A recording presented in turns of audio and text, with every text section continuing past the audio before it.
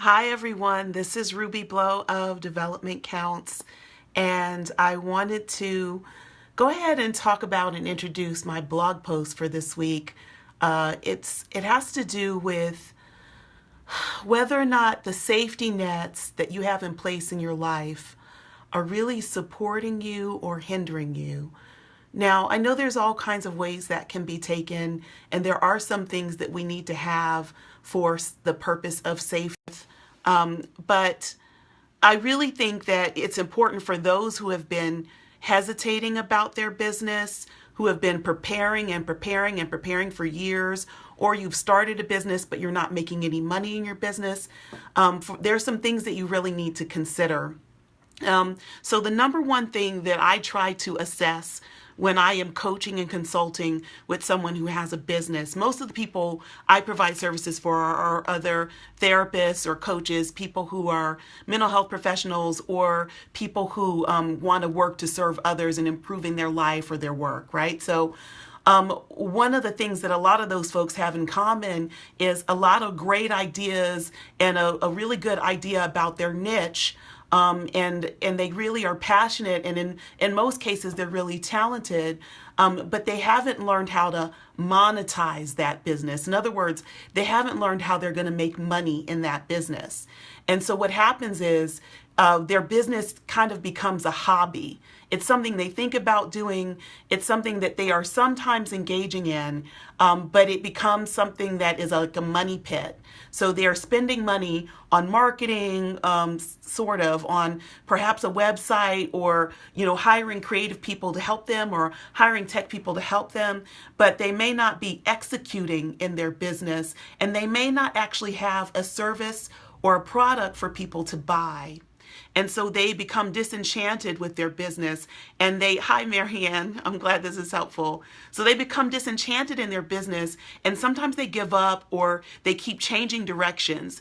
And when you keep changing the direction of your business, people can't get a foothold in who you are or what you do or how to even support you. So there's some people who might just be supporting you in your business, and other people who might be actual customers or clients. And so the number one thing I try to assess is this person offering a service where it's clear what the service is and what people have to do to enroll in it? How can people buy that service from you, or how can they buy that product from you? And then next, do you have a easy way for people to access that service, and do you have it priced in a way where you can actually make money off of it, and also where people can afford to pay for it? Now, I know there's a lot that goes into determining your prices. I think one of the big things that needs to go into it is what you actually need to earn to pay for the business and to pay for your life. I've talked about that before. But I think the most important thing is that you don't just lay all the groundwork for your business and stop. A lot of people do that. They consult with me and they have a great website and a great idea and a great logo. They have a blog that they've started that they don't write. They have services that they're saying they're going to offer, but they never really offer it in a way that people can enroll. And so that safety net that people are clinging to, I don't want to say clinging in a negative way, but often they have a full-time job, or they have something else that's paying the bills. It could be a spouse or partner. It could be a full-time employer. And I'm not saying that you need to leave your full-time job or that you shouldn't depend on your spouse. What I'm saying is that those safety nets can make it easy for people to not work in their business like their life depends on that business. When you work for yourself full-time, you do the work in that business, because if you don't, you literally can't pay your bills, and you can't eat, and you can't pay for your health care. And there is a level of motivation that comes with that can propel your business forward. So again, I'm not saying totally lose your safety net. What I'm saying is you need to re-examine why your business is not taking off. And a big part of it is because it takes a lot of work. It's not going to just show up. You have to work at it. You have to create space for it. You have to prioritize it. You have to say no to other things. You have to treat it like an element of your life depends on it. And if you don't do that, you're not going to put enough work in for your business to take off. And it's not because you don't have a good idea or because you're not talented. It's because you're not actually putting in the time and the actual work. So your safety net could actually be hindering you. So what do you do about it, right? Well, what you do about it, I think, depends on where you're at in your life. For example, the whole idea of a safety net is that it catches you when you fall. If, for example, you have children, you have responsibilities greater than yourself that really make a big determining factor in terms of how much you hold on to your full-time income, whether or not you can afford to go to part-time, whether you're a single parent or you're partnered, that makes a difference. The age of your children, how many years have you already put into practice in whatever you're doing, what do you have in savings, right? All these you can afford to let go of aspects of your safety net, right? So a fall at one point in your career or in your life has a different meaning than a fall that you might have in another point of your life. And I'll give you guys a very real example. So this morning, I literally physically fell. I'm okay.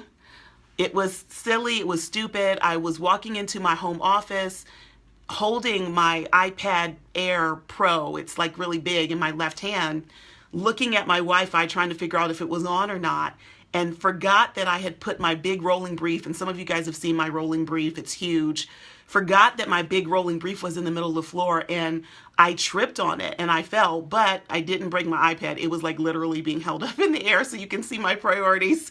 But I kind of hurt my knee a little bit, like my good knee, and I kind of hurt my wrist a little bit, and I've called my chiropractor who makes home calls, and he is coming tomorrow. You can't get his info because he doesn't take new clients.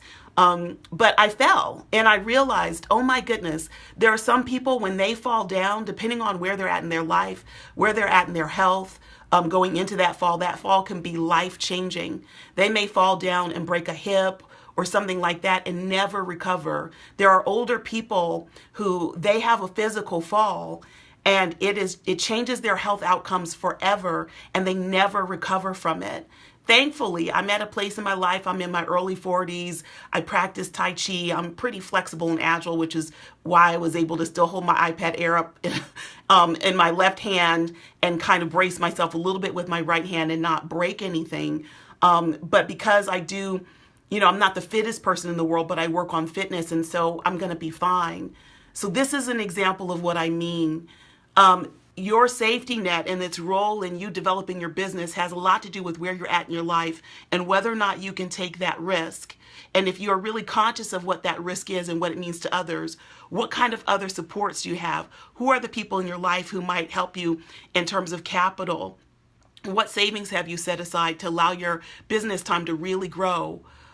What kind of part-time work can you do that will support you as you grow your business? Is your business based on a one-on-one service model?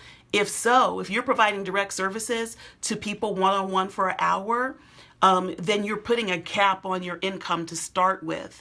And so this is why it's difficult to leave your full-time job and go into your part-time work, particularly as a therapist. So you really have to go in the business development initially thinking about what's my one-on-one service, what's my group service, what's my passive form of income, what are the consulting services I can offer, what services can I offer to businesses or schools, what are the things that are going to make you more income so that you can actually replace your safety net job.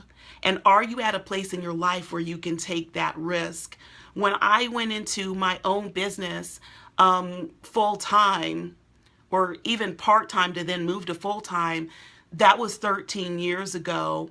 I was really conscious that I had some supports around me in my siblings and my family who supported me.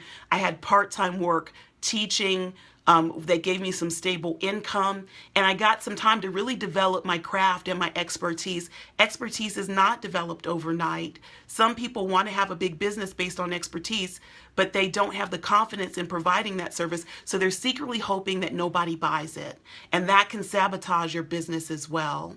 So I'm going to be writing about this week, although I've talked about a lot of my bullet points already. Some people are listeners, some people are readers. If you want to read my blog, you can sign up at developmentcounts.com. If you're interested in coaching or consultation, you can contact me through the contact page on my website at developmentcounts.com. And in the meantime, I'm not judging anyone who wants to hold on to their safety net.